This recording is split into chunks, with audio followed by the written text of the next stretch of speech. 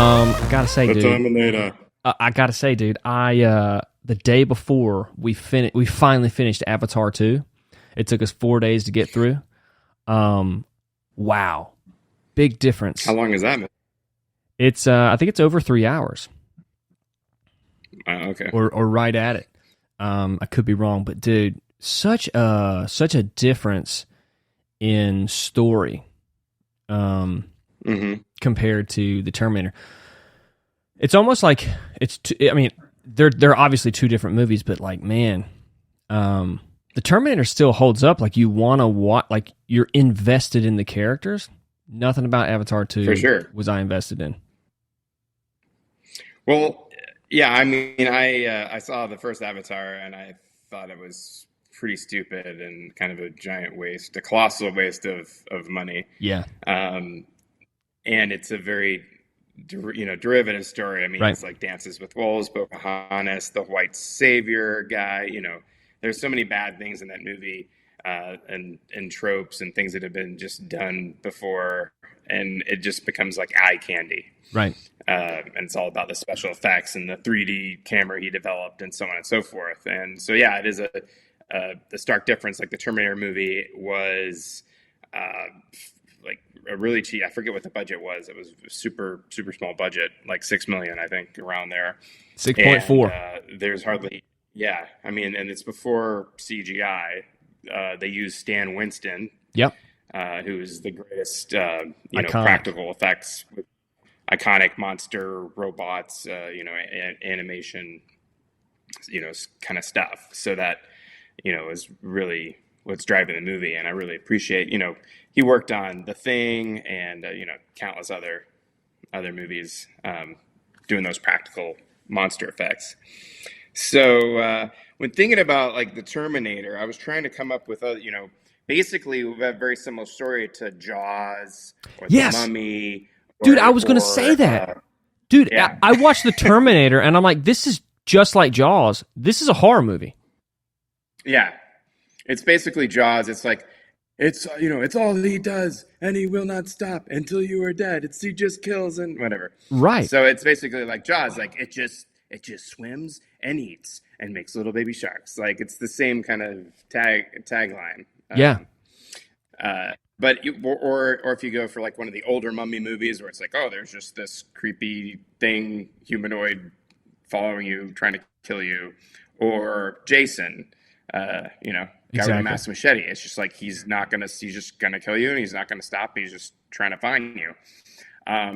So yeah, that part has been done before. But I was thinking about all it is one of the first movies that I saw, if not the first, where the idea of, machines taking over in a practical way, Right. not like a fantastical way. Like, there was this movie Stephen King did where these guys are stuck in a truck stop and the trucks are just circling around. It's like these trucks sort of, I think it's like UFOs beam that made the trucks come alive, but Right. It's not really plausible. This is a very plausible, like, world or scenario that's kind of introduced into our pop culture of, some advanced AI taking control of, like, all the computer networks and firing off the nuclear missiles and, to kill all the humans because we're essentially the enemy. Yeah. And that sort of entering in pop culture. And I was looking at movies that came out before this, and the movie War Games had come out the year before. And that's sort of a very similar computer, sort of doesn't really realize what's reality and what's not reality, and is running these kind of simulated war games, but then tries to do it for real. Yeah. And it's a similar idea of computers taking over nuclear missiles and killing humans for different motivations, obviously. Yeah.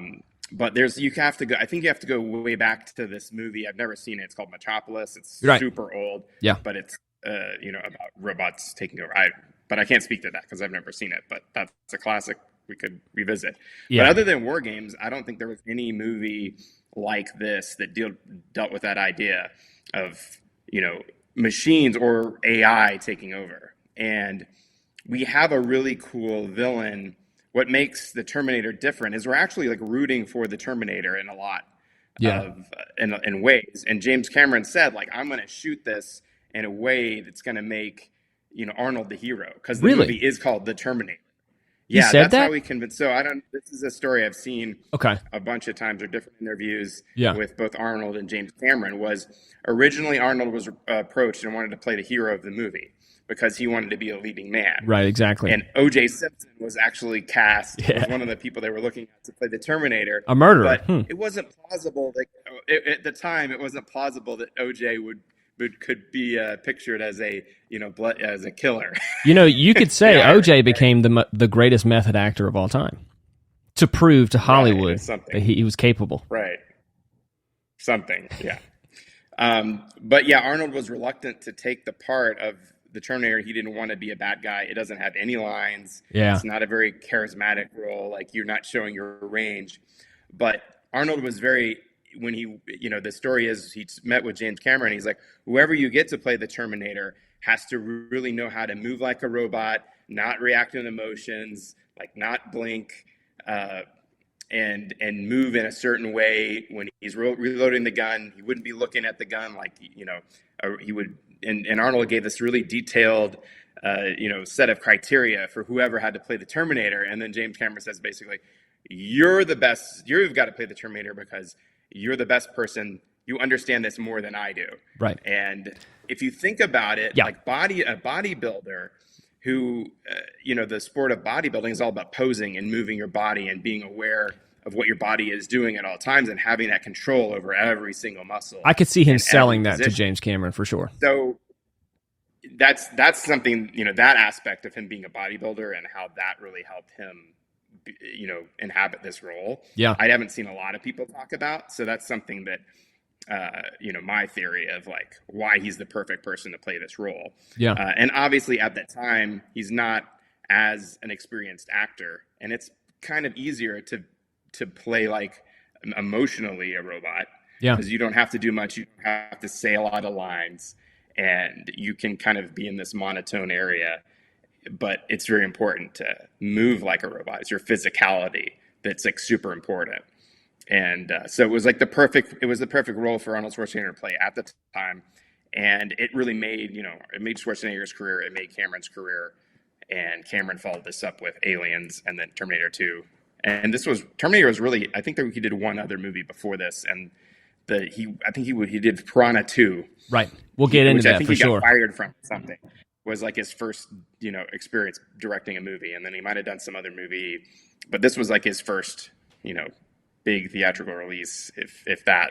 But it was a kind of a sleeper hit too. Like it was a lower budget movie. Yes. But they just got so much out of that budget, and the casting is amazing, and it works really well. So, how old do you think Arnold Schwarzenegger was? Have you looked that up? How old was he when he did this movie? I would think he's like in his late 20s, right? No. How old is he in this movie? Was 37. Really? He was born in 47. This came out in 84. So 57, 87, 77. So 38, 9, 10, 1, 2, 3, 4. 37, dude. Interesting.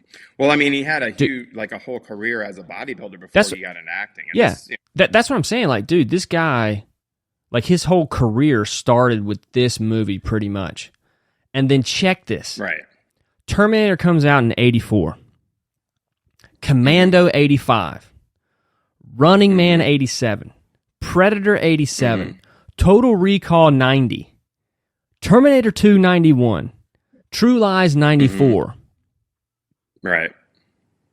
Like, dude, he had a run of like a decade where he was just making classics. Yeah, I mean, I think he was the top guy, at least pulling in the most money for a good number of years, as far as I remember.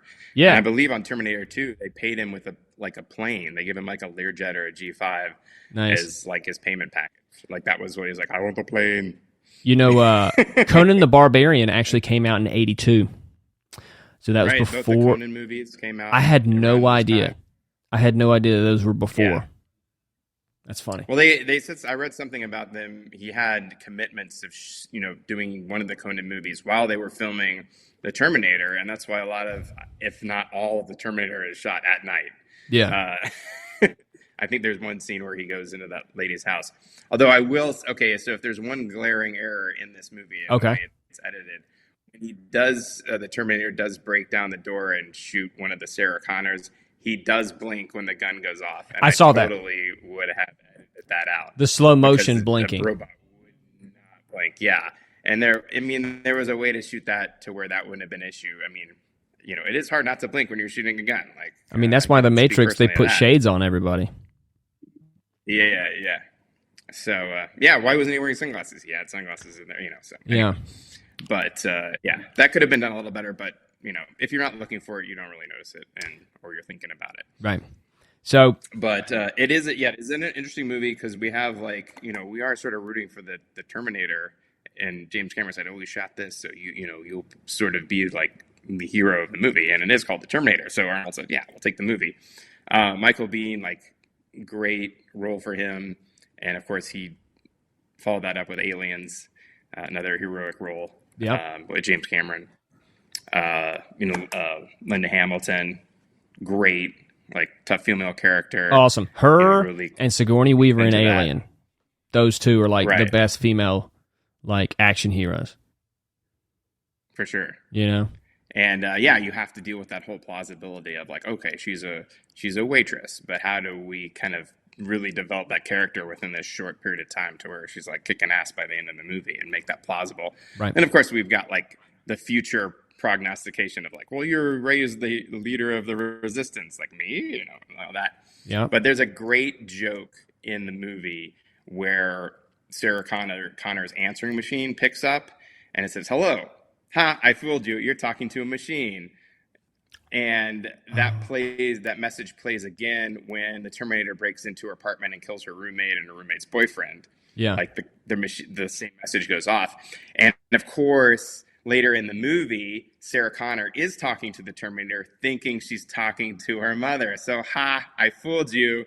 You're talking to a machine. So it's a great little bit of irony and foreshadowing all in one. Yep. Of this voice answering machine, which don't exist anymore. So, right. Couldn't have that in a movie today. No. No one uses answering machines or even voicemails. So yeah. And then another thing about Arnold being this the horror, the bad guy in a horror movie. This is the first time that we've seen the bad guy's cock. Oh yeah. Really? I don't know. I don't remember any cock I've ever seen.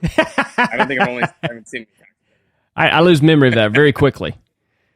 But no, I literally were watching it and I'm like, okay. And he's just walking up the street bare ass naked. Around his dong. And his dong's just flopping. And I'm like, hold on. I looked at Courtney and I'm like, hold on. That was his dick. And she was like, I didn't see it. Or I rewound it. We watched it and she's like, oh my God.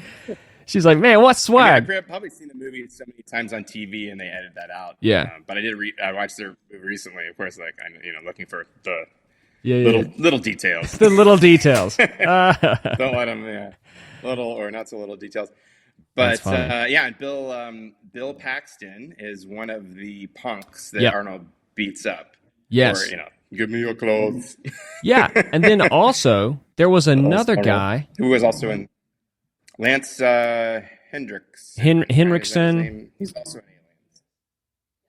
Bill Paxton's in Aliens. Yeah, both of those went in. Whoa. Hold on 1 second. But anyways, all right. There was a guy in this movie that played the bad guy in Cobra. Do you remember Cobra? That's one I haven't seen. Okay, I've not seen that one. but it was like the Sylvester Stallone. Right, yeah. And he was this guy played the bad guy. And he was in a bunch of other movies. Brian Thompson in Terminator. He was one of the guys with Bill Paxton. Oh, okay. Yep. Gotcha. In that little group when Arnold walked up to him with his cock out. Right. I remember I recognized the guy who plays the police chief that's running the interrogation of Sarah Connor, like whoever's in charge of that police station.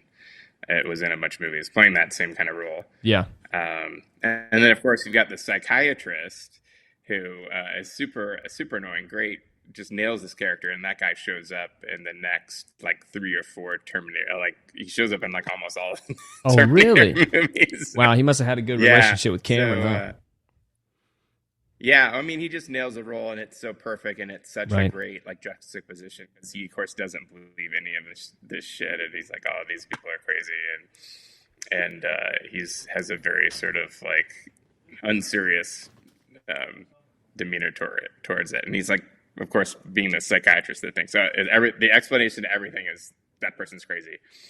And what a fascinating paranoid delusion. Hold on one second. Require any truth. It's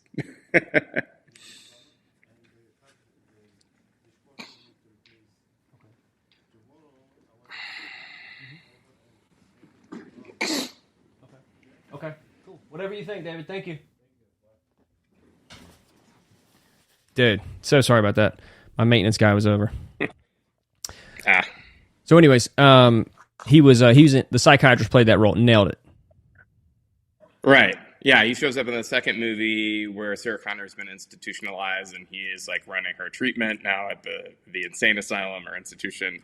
And the third movie, he shows up. He's like I think he's like a hostage negotiator, and he shows up at the scene where like they're at the cemetery or something, and then he sees, of course, like Arnold Schwarzenegger, who's now good, but he's like, that's the guy that killed all the police in the police station and then broke into the an insane asylum. In the last movie, he's like, "Fuck, I'm out of here." Yeah. Just, like, sees him. Oh, that's great. And that's it. Like, but I think I can't keep all the other.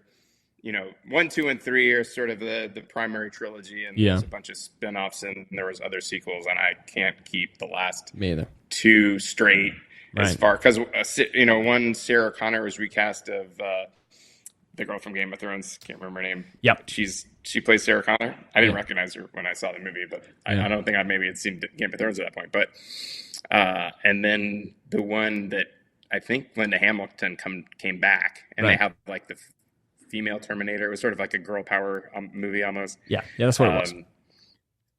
Yeah. So they kind of get kind of wonky as far as continuity and whatnot. And I don't think he is. Oh yeah, and Arnold shows up as like the old Terminator, right? From some other time. It's a different timeline or whatever. Yeah.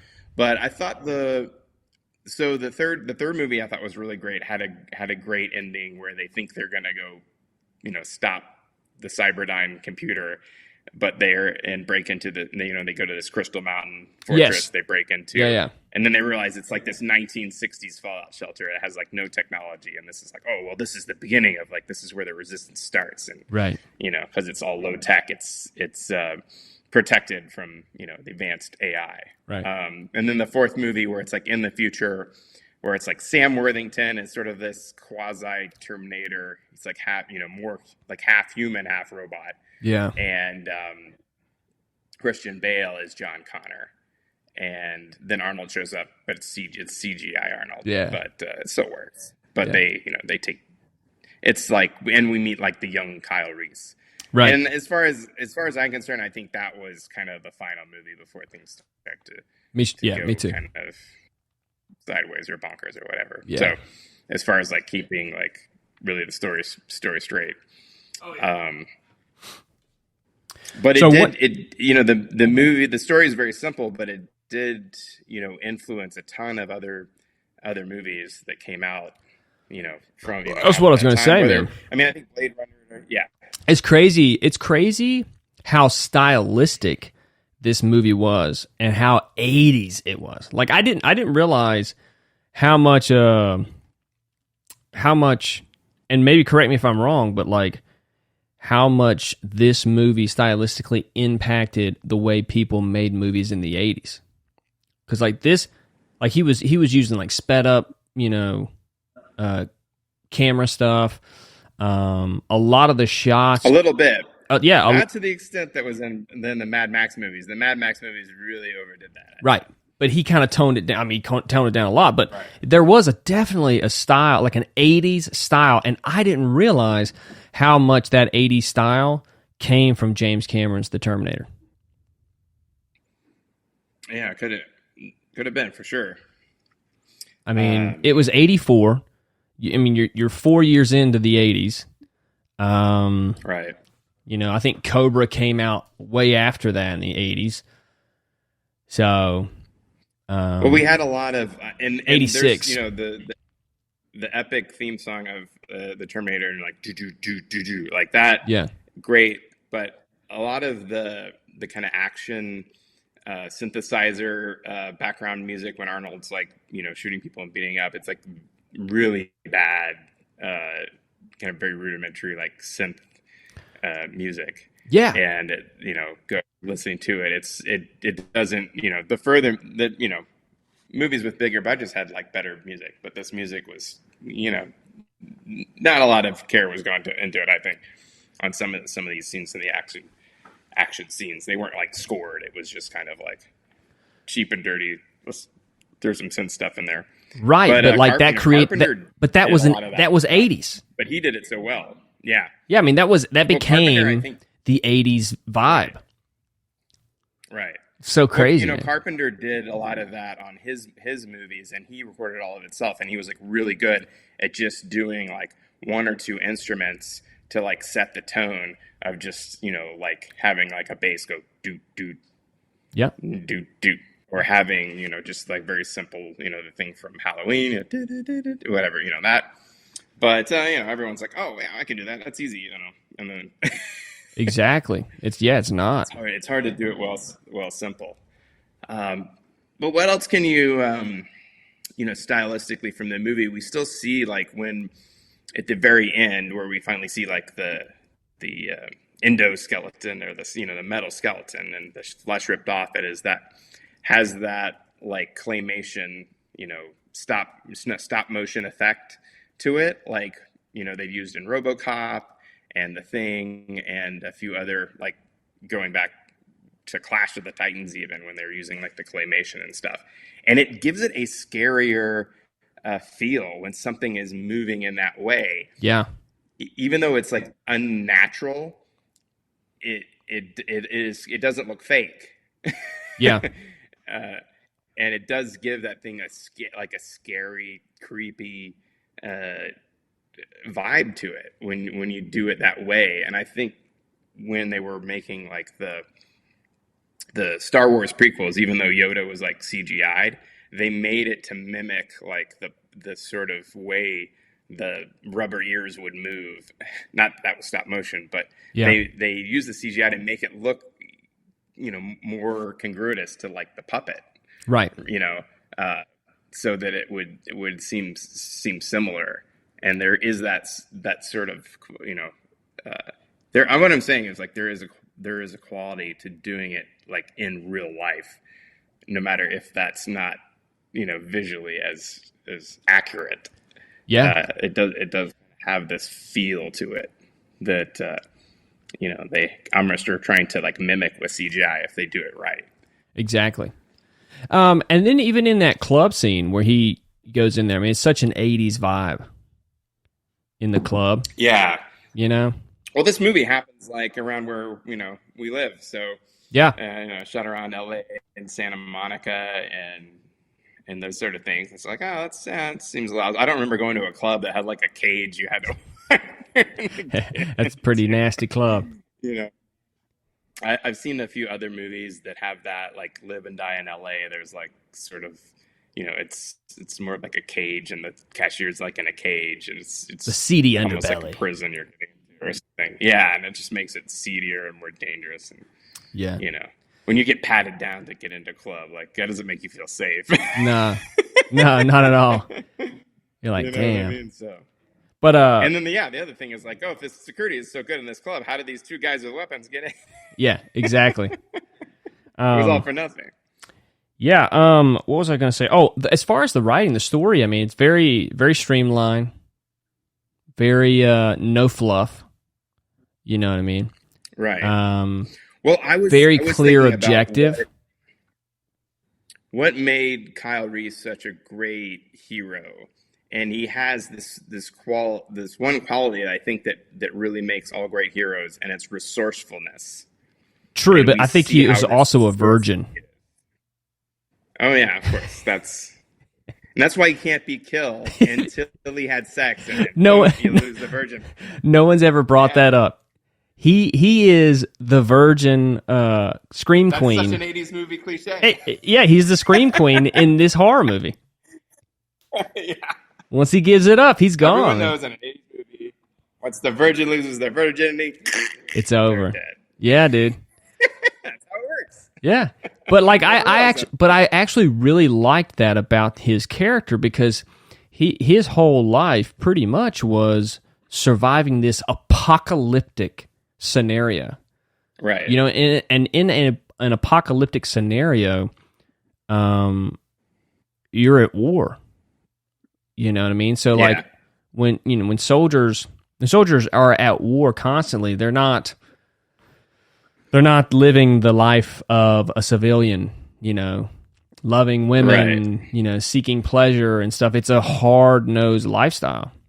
And especially, I mean, if you think about that, if that happened today, like in an apocalyptic way, I mean, there's a lot of religious symbolism and similarity between an AI taking over kind of a thing and a lot of apocalyptic end times mythology within religions. You know what I mean? Well, so you would think that Yeah. the religious people would kind of like really I wouldn't say succeed. Like this is the rapture. Yeah, something like that. Well, not specifically the rapture. That's an event within the apocalypse. But Armageddon, like Armageddon wise. Yeah, you're like, you know, it kind of like realigns you with like, oh shit, like there's some shit out of my control. I've got to get very strict with my actions because of these life and death situations. So that it made sense for him to be a virgin, to me. Right. Well, there's no like flowers, candle, and incense going on in this world. It's not a very pretty, romantic place. And he wasn't romantic at all, dude. He wasn't romantic at all. Like when they were talking and having that conversation, he was like, "I've loved you forever," or something like that. "I've always loved you," and it was such like a high school boy moment. For sure. And he's like 30. You know, when I saw this movie, you know, as a teenager, like, oh yeah, no, this does like this tracks. This is how things are. Yeah. But I think they did a really. I don't know if you ever. I told you to watch that Future Man show. Yeah. Did you ever watch? I saw that? some of it, like the first few episodes. That movie, that show basically is making fun of like every single 80s movie, and Terminator is one of them. So we have the two future soldiers that come back, and they just bang all the time because it's like, what do they? I forget what they call it. They have a term for it, but it's like, you know, morale boosting. Like it's morale time, or whatever, you know. And it's like we're gonna buddy fuck, or you know, and it's like something that they do to help them survive this horrible world that they live in, and it's like that one small thing of pleasure that they have because they live in this just total shit show, horrible place. It's like, well, here's you know, the food, you know, we're eating rats, there's no comforts whatsoever, this is like the only pleasurable thing that exists, and like why wouldn't we be doing this like all the time, because we're gonna die like any minute. Yeah. So I think that, you know, to me right now, that tracks way more than this guy that's like a future soldier, you know, that's like a virgin. And like, you know, I think people would be like, you know, because there's no consequences fucking, so they'd be doing it like all the time, you know. Well, the only cares how ugly she is. The only consequence you know, people are showering. The only consequence in a post-apocalyptic world would be having a child because of no birth control. Right. But then again, you got to repopulate the planet. So right. All I'm saying is it would be much harder to protect a pregnant woman than a non-pregnant woman. You know, it's like once she's pregnant, that's kind of like what I loved about Apocalypto. Right? You remember the Mel Gibson Apocalypto movie? I've seen it. I don't remember that part about pregnant. His wife is pregnant and getting ready to have a baby, and he gets like caught and like put into slavery, and he's got to make it back home to make sure his wife gives birth or is protected. She almost dies, like Right. trying to protect herself from like, I can't remember what else, but like that's a very sensitive time period in a woman's life. Like if you think back to that time period, you know, a woman needed protection for those 9 months in a way that, you know, we don't even understand now, you know? Right, for sure. Yeah, it's definitely like more of a concern in that kind of environment. And I was like, joking around with my friend, like we play DayZ, which is sort of like this zombie apocalypse game, and you can kind of role play and stuff, and you respawn in as a woman and a guy. It's like, well, what if they made a version of this game where the object was to like find a player of the opposite sex, like have a kid, like protect the baby while there's fucking zombies all around, like the baby starts crying, like zombies start attacking you, you know? Yeah. Like how that would be like the most difficult game ever made if your job was to like, okay, find another person to mate with, take care of them while they're pregnant, and then raise a kid. I mean, obviously, like these games kind of compress time as far as like you need to eat every like hour in this game or something like that, or you die. Yeah. So, but you know, it would obviously happen in like a shorter period of time. But like, how much more difficult would that kind of survival zombie game be if like you're trying to like raise a kid? Oh, it'd be so crazy. It would add another element for sure.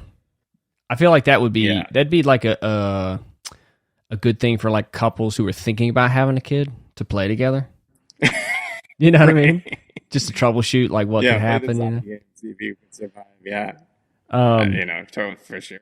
One of the other things about this movie, The Terminator, is he's coming back from the future of 2029. Right. I'm gonna notice that too. It's 6 years away, Cody. 6 years, dude. It could happen. I can't wait, man. I mean, we're getting close, dude. Man. AI right now? Yeah, man. Well, from what I hear, the nuclear missiles are safe because the computers that they use are from the 1960s. Perfect, great. And they're literally still using like floppy disks, like the floppy kind, not the the. Are you serious? Came after the result. They still use like the actual, literally floppy disks to run the missile computers. Supposedly, I saw some video where they were inside one of these missile rooms. Dude, that's wild, man. And so, yeah, you want to keep the technology to like a from going past a certain level because it's way easier to maintain because it's a lot simpler. So you only make it as sort of advanced as it has to be to do its job. Like we went to the moon without a calculator. So right. Like that's crazy. It is possible to have, because we're not in a missile silo, you're not really constrained for like space. The size of the computer can be as big as it, but you want to be able to like run forever and not have to fix it. The parts have to be, easily swappable, repairable, and it never break down. So you want to use some like really, backwards at this point technology, so that nothing goes wrong. There's no like malfunction, and there's no, and if there is, it's like something you can hammer out. Yeah. Jeez, dude. Rather than like dealing with like complicated systems and AIs and stuff that, you have no ability to react near as quick as they do. So, if an AI does take over, like it's going to happen like in a second. Yeah. If it gets to that point, and there would be no time to react to it. Yeah. It's that like singularity event that a lot, I think there's even a movie called Singularity where that's, the idea. But I think this whole like the concept that's introduced in the Terminator is like a very plausible way like AI would take over. Yeah, absolutely. So yeah, the other one is that Matrix. The Matrix was the other kind of scenario that was very very more unique and imaginative as well. But I think basically between those two scenarios. And then the third one, I guess, is iRobot, where it's like sort of a benevolent AI that, because it wants to take care of us, takes away all of our freedom. Right. Right. Yeah. So it doesn't necessarily want to kill us, but it's like these humans can't be trusted and they're self-destructive. So the AI has to step in as like this, parental thing and protect the humans, but I'm going to take away the thing they value the most to do that. Right. Because that's what my priorities are. Right. And there's a movie that came out kind of recently called I Am Mother, where it's that same thing. It's like a benevolent AI that's trying to like restart the human race out of, frozen embryos, and it just can't get it right. Like every embryo that comes out is like, it's too rebellious. Like it won't, do what I say. And so I have to terminate it. Terminate it. Yeah. Yeah, man. I mean, it's crazy to think about like all these scenarios around AI. And they all have their kind of like moments where they kind of like, oh man, that's very believable. Like when you think about the Matrix, we had a nuclear war to destroy the AI, which blacked out the sun. And so they couldn't use the sun as their energy source. So they harvested humans for their energy. Right. I feel like if you're AI, like there's other energy sources, like there's obviously geothermal energy and nuclear energy. So the fact that like the robots rely on solar energy, like it's because the robot was a solar power calculator originally. So yeah. I mean, and I feel like the AI could clear the sky, could clear the clouds out too, right? I mean, if it's right. Well, and of course, if you really think about it, like human beings like aren't the most efficient generators of energy as batteries, but that's the concept of you could use any animals like or whatever. I'm sure just methane, like in in Mad Max or something, So one thing I wanted, but the Matrix idea is really cool. One thing I wanted to talk about was Michael Biehn. You say it's Biehn, right? Yeah. Biehn. And how well he played that character. Like, he was very stressed. You know what I mean? For sure. Like, over-the-top stressed. And a lot of people have tried to play that character. Super stressed out, trying to save people. Come on. And it's not been as effective as him when he played it. You know what I mean? And they did approach that really well, because obviously he does have PTSD, and he's dealing with this crazy situation that he's in, having to go back in time and adapt to a completely new environment because he's trying to save this woman that he loves from an unstoppable killing machine, and without the futuristic weapons that he's had before. So it's a very stressful task, but they do kind of address that, because there's that whole thing about like, oh, he has some sort of like spinal disconnect to keep him from feeling pain. And so there is that aspect of like, he's numb to a lot of the stuff that like she's freaking out, obviously, because like this is a complete new paradigm for her of being hunted and killed. But this happened. This is like his way of life. So he's almost numb to the fact that like his life is in danger all the time. Right. But obviously also stressed out from the trauma of it. Yeah. So that's why the performance is so believable, because you have the sort of both trauma and the numbness playing against each other. Yeah. That brings like the balance to the character. Oh yeah. So he's not like freaked out, but he's also not like tuned out as well. Like, because those are like the two responses that you would have from trauma, of like either you just like go crazy, or you just blank out and you tune out. You're like, no, so it's like he's in that happy medium. Yeah. But it is cool, like the whole thing of him, like John Connor shows him this picture of his mom, and it's like, oh my God, this is the most beautiful woman I've ever seen. I'm in love. Yeah. I mean, it's a little far fetched. And then John Connor's like, well, shit, I've got to find some way to get this guy to fall in love with my mom, or else I don't exist. But I can't tell him like, he's my dad. Yeah. Because he's younger than me. So it's like, just imagine that sort of thing. So, okay, I got to send this guy back in time to fuck my mom. Yeah. It's almost like you send him out. Kind of make fun of if you find like he's got condoms on him, you get poke holes all in him, Yeah. He's like, dude, I need this thing to work. Got to get this deed done and whatever. Just go back and fuck my mom for me, okay? Yeah, he has this strange conversation with him before he leaves. It's like, you know what? You ever have sex with somebody and you pull out and you're like, you know what, it just wasn't as magical. If I would have just stayed in, you should probably stay in next this time. This guy's a virgin too, so he's got to make sure he. And he's like, huh? What are you talking about? For equipment work. Right. He's like, it's almost like you got to teach your father how to have sex with your own mom. Yeah, with your mom. Look, Dad, I need you to do this. Like, follow the steps 1, 2, 3, and then I'll be here.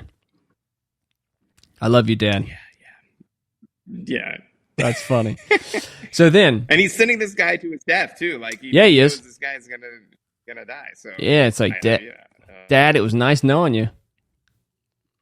So I'm sending you on a suicide mission, but there is a bonus. You do get to bone this lady. So yeah. She's kind of hot, right, Dad? And the fate of the world depends. Yeah. Okay. I was gonna say, yeah. And I mean, there's that great moment where I guess he's in the bunker, the sewer, and he's looking at the picture, and then the Terminator breaks in, and the picture's like burning in front of his eyes, and it's like, oh, that's the last time he'll see it. And of course, there's that like scene where he describes seeing the picture, and then of course at the very end of the movie, we see like the little Mexican kid take the Polaroid that becomes so important. And so it is that all of these time travel movies, the great moment is like that kind of circle that they create in time, that they deal with, and this kind of like, the cause and effect. It's like Chris, it's like, I don't know if you call it time paradox, but it's like this time circle. Exactly. Give me 1 second. It's like an infinite circle.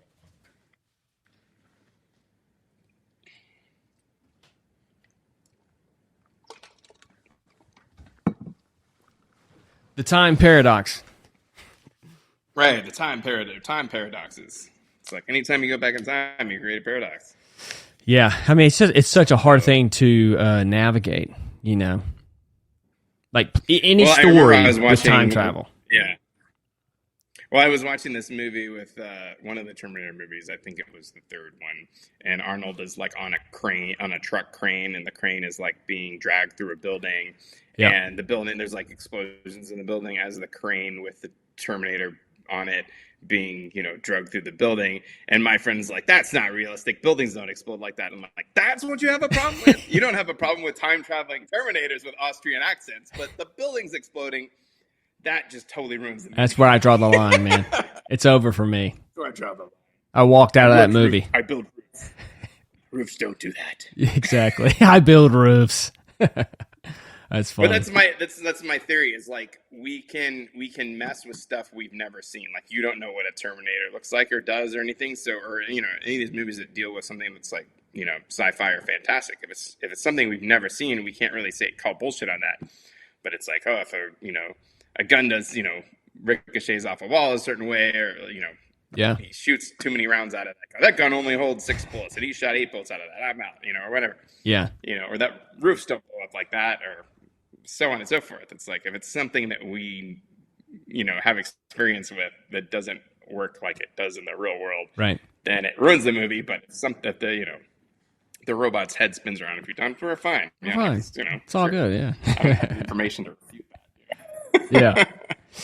I wanted to go into Linda Hamilton playing Sarah Connor. She, like we said at the very beginning, her playing Sarah Connor.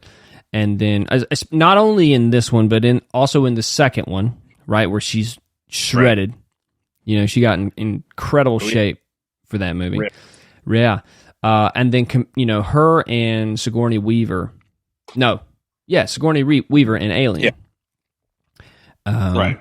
Those female roles are like iconic. But yeah, she did such a great job in this one. Of just being someone that you care for, right. And that's a hard thing to do as an actor, is just like, you show up on the scene, and when people look at you, the way that you respond, the audience is like, yeah, I actually care about this person. You know what I mean? Right. And the likability, the charisma. But with with a female character, it's less about charisma. You know what I mean? It's more about Right. you know, being a like a genuine, humble, like woman. You know what I mean? Like it is a horror, Right. like, And kind of, you know, so it kind of comes to horror movie tropes. You know what I mean? right. Well, in this movie, I mean, in movies, they have all these tricks when they introduce a character to make them more likable, like petting the cat or petting the dog or whatever you want to call it. Or in this scene, I think it's the scene where she's a waitress Yep. and she's dealing with a difficult table, and the kid puts a scoop of ice cream in her dress or her apron, Yeah. and She's like, her really? reaction to that, yeah, I mean, if she was an unlikable character, she would just be like, curse him out or retaliate or something. But she's just like, again, Yeah. like, okay. But her friend says a really great line there that's like, think about it this way: in 100 years or 1,000 years, who's going to care? I think she says 100 years, which of course, another ironic statement is like, well, of course, like she's the most important person like alive right now. Right. And in 100 years, it is going to make, well, that ice cream part isn't going to make a difference. Yeah. But That's why the writing was so sort of, good.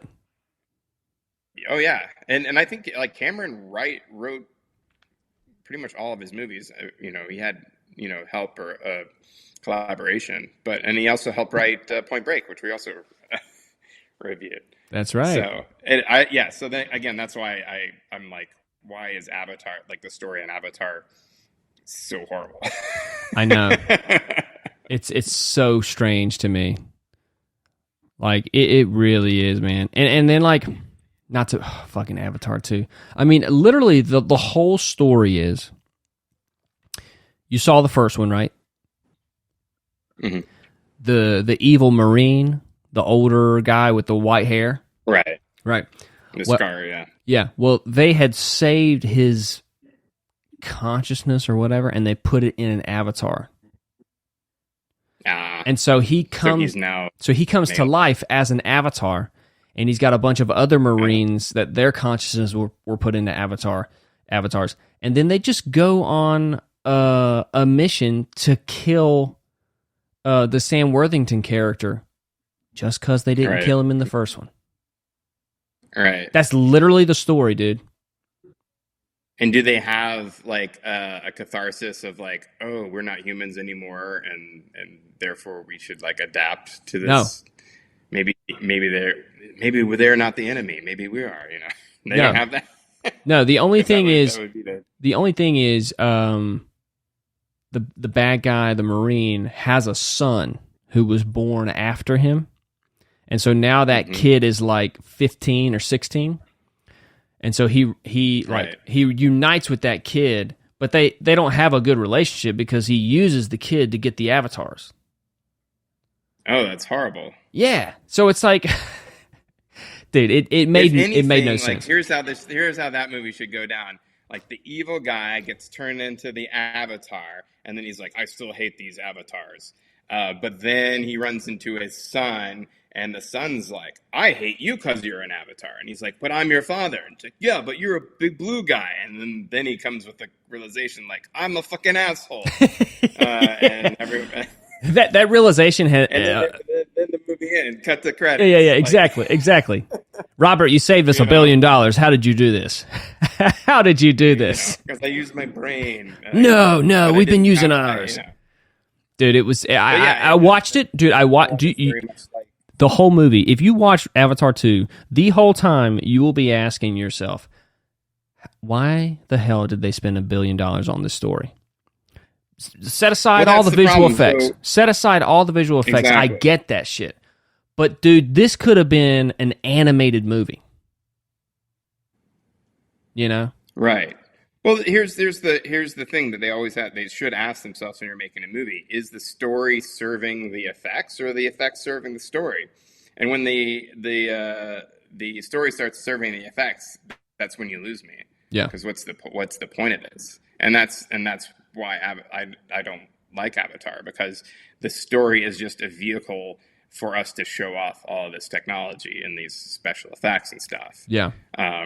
not the effects don't add to the impact of the story, and that's what you should be thinking. You would think James Cameron, one of the world's greatest directors ever, like he lost his way somehow with this because he wants to push the boundaries of the technology and the effects, right? And so it's like, oh, I just need a story that allows me to do that, an excuse to have all these effects.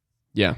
And so, but you know what? It makes a shitload of money because most people, that's what they're there for as well. And they don't really care about the story.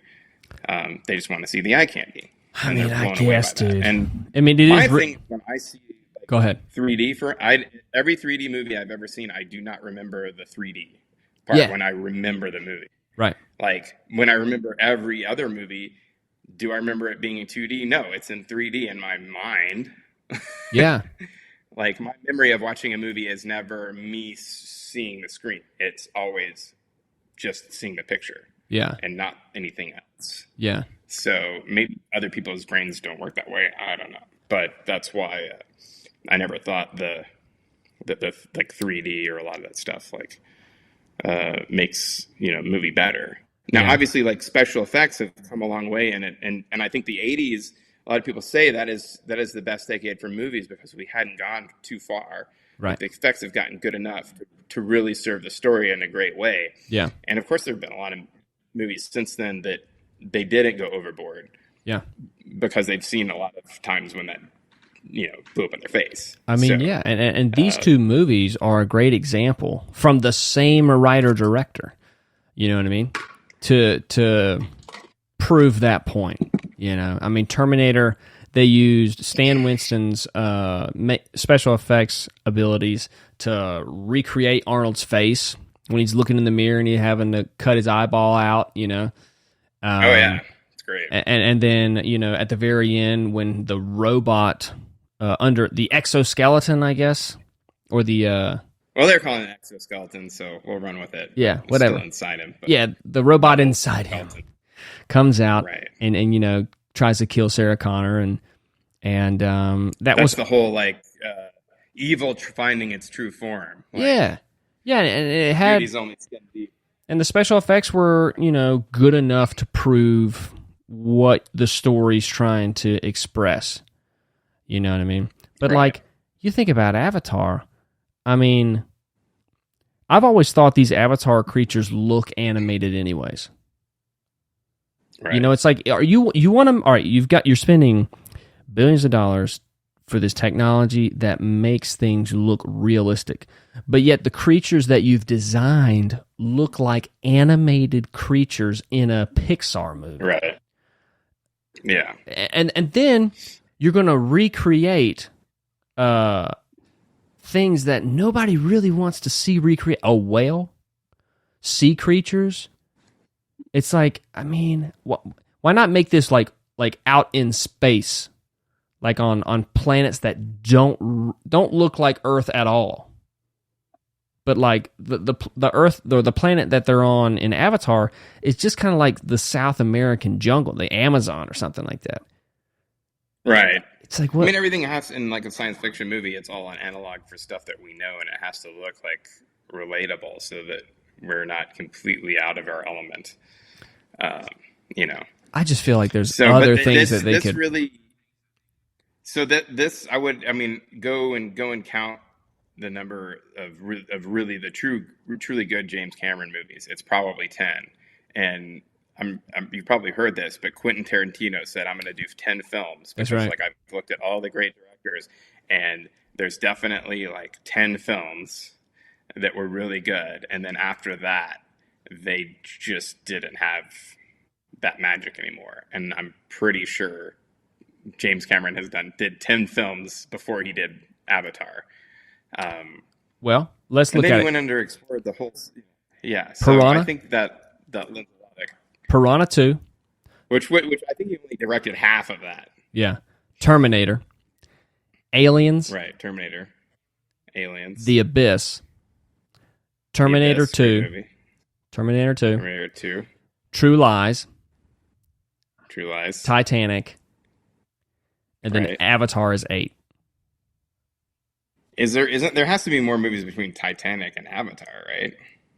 I mean, dude, that's what his filmography says. Let's see, Well, yeah, I'll see. You IMDb. That was on Wikipedia. Well, that's tough because it's going to list like all his like writing credits and direct, It's just production credits and stuff. director But 26.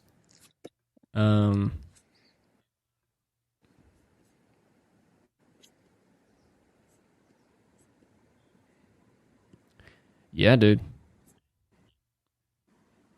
That's it, man. well, let's see. Yeah, I mean, it's tough to go by that. But did he do? Well, what about Terminator 3?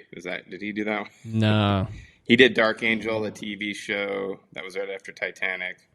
He did Strange Days, the screenplay to that.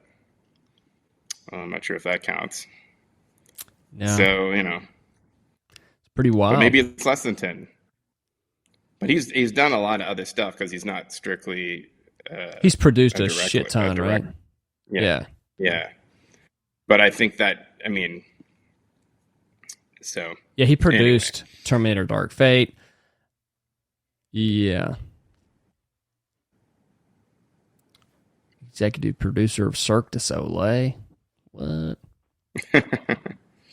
Executive producer of the TV movie The Lost Tomb of Jesus.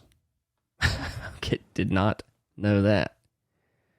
Yeah, so anyways, very interesting. Executive producer of Point Break, obviously. But yeah, man. It's just very interesting to see the stark differences between those two movies, The Terminator and Avatar 2. And you're like, that's the same right, or even writer like and director. like the Terminator and Titanic. Right. I mean, and of course, he did the Terminator movies and the one Aliens movie. It's all they're very action oriented films, and Titanic is sort of this period piece, and romance, very different kind of movie. Yeah. But primarily, most of his movies are where and of course the ones he nails out of the park. Got are action movies like True Lies, really great action comedy. Oh, yeah. With Arnold Schwarzenegger. And so like Titanic and Avatar, he steals a lot of in the Avatar. I saw like some of the spaceships look like the spaceships in Alien, so he's kind of borrowing a lot of that, which doesn't doesn't seem right. You shouldn't have like any sort of resemblance between the world of Avatar and the world of Aliens. But even you just said that bad guy with the scar, he crawls in. He's in like this kind of fighting robot that looks like the robot that Ripley is in to an extent. Yeah. So I think it's like you get to a point in director where you just kind of start reusing stuff from previous movies rather than inventing stuff. Yeah. And then that's kind of where you lose your perspective or creativity. Maybe so. Yeah. So that could be it, but who knows? I mean, knows? this guy goes down and like is one of the most accomplished, submariners alive today. That's true. And that takes a lot of time and energy and stuff as well. So maybe you can't do both. I mean, yeah, that's kind of the crazy part, right? Yeah. And especially because if you're explore the ocean, like you're like literally putting your life on the line, and it's very and it's very expensive, and you're not making a lot of money from that. Exactly. So that's got to detract from the time and energy you're putting into directing movies. Mm-hmm. So Well, who knows? Maybe, but he's still around. Maybe he'll redeem himself. Well, it looks like it looks like he's got Avatar 3 in 2025, Avatar 4 in 2029, and Avatar 5 in 2031. So maybe after 2031, when he does something different, we'll see. Well, if you look at it just like a process, I enjoy the process of making a movie and spending a lot of money, and a movie that makes a lot of money, and if that's an enjoyable way for him to spend his time, he's going to do that. And, and if a lot of people love it, that's great. If movie lovers don't love it, so we're in the minority. Yeah, I think we are, man. I think we are. Because I mean, it grossed a shit ton, right? It had to have. Yeah, and it's just the way the industry has changed. We went from DVDs are no more. We've gone to streaming. The pandemic killed public display of movies, so that's got to come back. So the only reason to make a theatrical release is we've got to put a lot of money into this and make it as visually stunning as possible. And those are going to be the predominant movies that we're going to see come out in this era on the screen, because there's no, why would you go see Dinner with Andre on a screen when you whatever, My Dinner with Andre, when you can watch that on your TV just as easily, and you're going to get just as much. I mean, you only need to go to theater for like 3D and a big giant spectacle of a movie and crazy surround sound explosions and things. And that's the only reason to go to a theater these days, because we have great home theaters. Most people do, or just watching movies on their iPad. Having Avatar type movies kind of a waste for that medium. Yeah, I mean, it's crazy because like the budget was, they say, between 350 and 460 million. It made $2.3 billion. That's crazy. And then when you go to the list of the highest grossing films ever, Avatar 1 is number 1. Avengers Endgame is number 2. Avatar 2 is 3. And then Titanic is 4. Well, I'm a bit of an investor, so I gotta say we've looked at some movies. We haven't done Mad Max yet, but we looked at the return on investment from Jaws, or return on investment from Mad Max, and they made like 10, maybe 100 times on their return. I think like Mad Max, they spent like $4 million making it, and it returned $100 million. So it's like we have returns of like 40x or 100x.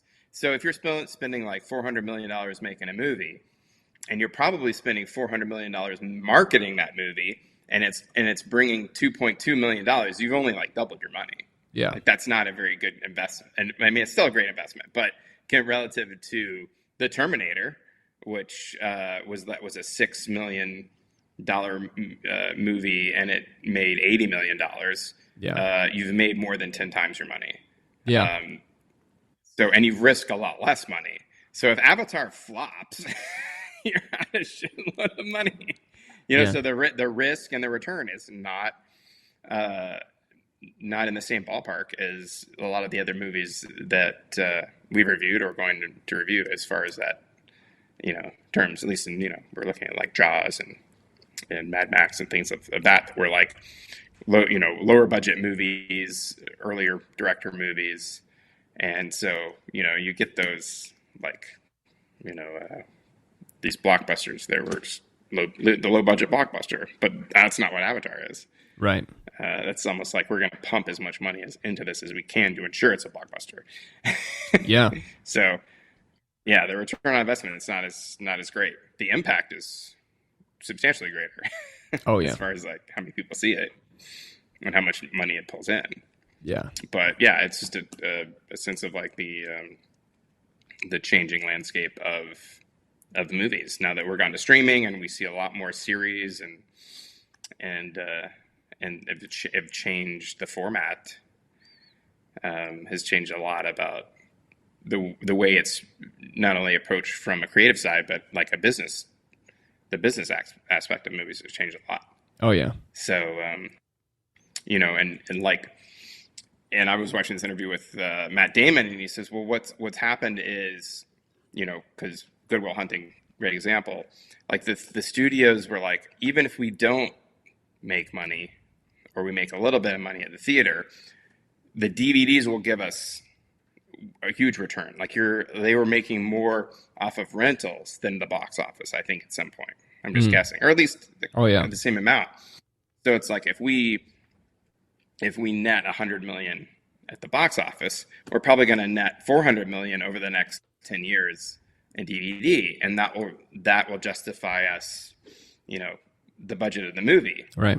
But now, since everything is kind of, direct to spending to streaming, it changes all those dynamics and the way things are licensed. Like, I don't even know how those deals are structured today. Like, we can't even think of like most of these things as like box office returns. Yeah. For most things, because they don't really get released, or they do, but it's not like, it's just kind of a limited theater release, and then we're on HBO Max or something and go from there. So yeah, the whole concept from creativity to format to business is completely changed. So, but yeah, that's why Avatar is like such a success. It's like what you've got to do these days to get butts and seats and get those grosses. And he did it. All right, man. A long way since Terminator. A long way, dude. Well, until next time, dude, we'll do another classic male. All right. Toxic masculine, full of testosterone. Looking forward movie. to it. All right, dude. Oh, yeah!